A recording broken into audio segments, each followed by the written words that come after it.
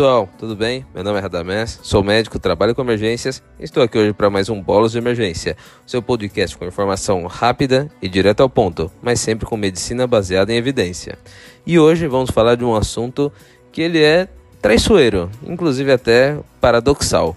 Vamos falar sobre a cetoacidose diabética com glicemia normal, também chamado cetoacidose normoglicêmica. Já falamos antes da cetoacidose clássica, lá nos episódios 40 e 41.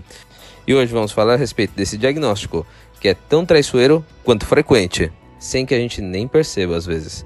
Então, bora identificar e manejar isso como fazemos na vida real?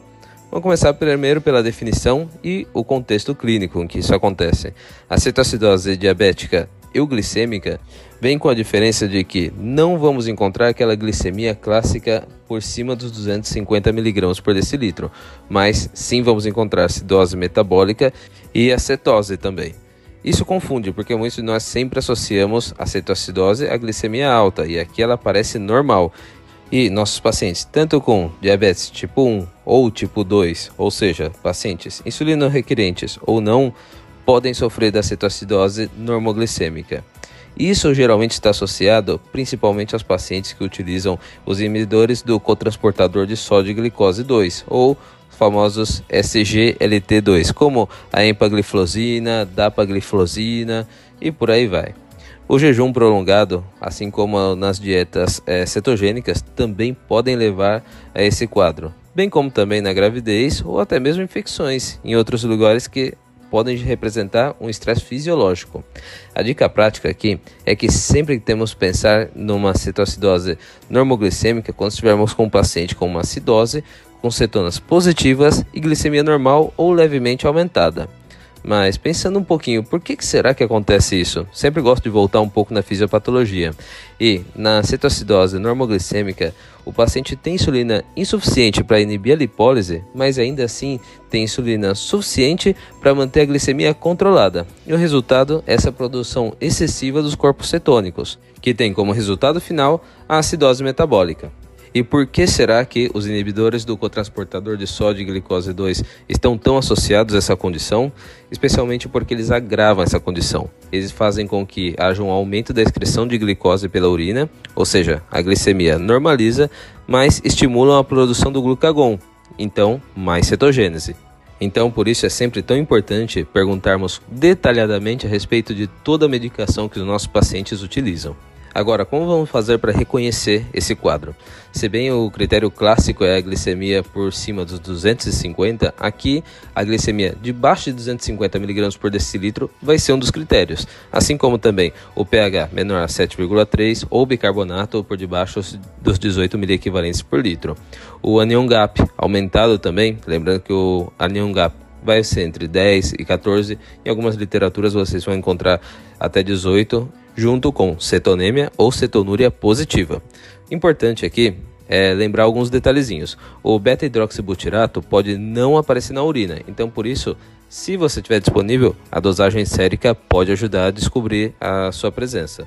E é só para reforçar, a acidose metabólica com anion gap aumentado e glicemia ok, tem que chamar nossa atenção e ligar o nosso alerta. E o tratamento, como vamos fazer?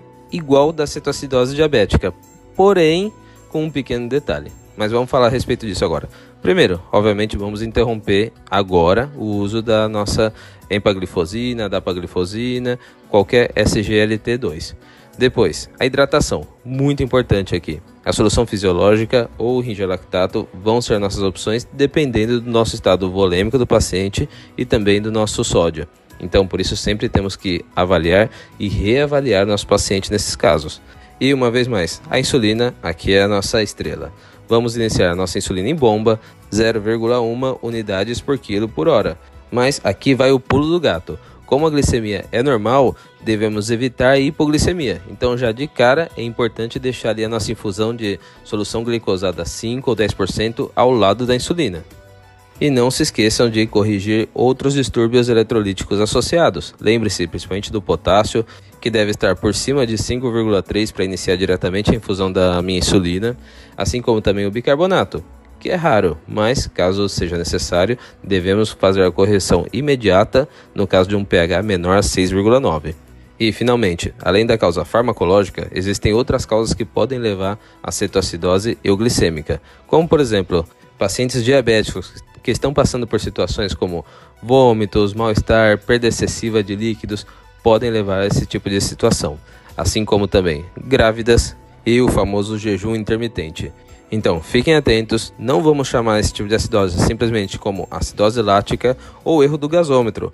Vamos confirmar o diagnóstico e descartar outras causas, como, por exemplo, causas tóxicas. Mas isso aí vai ficar para outro episódio.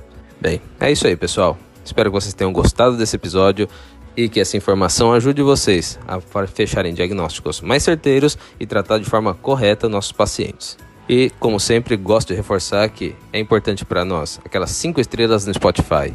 Então vai lá, curte e compartilhe nossos episódios com todos os colegas que trabalham no front, para não deixar nenhum paciente sem o tratamento adequado.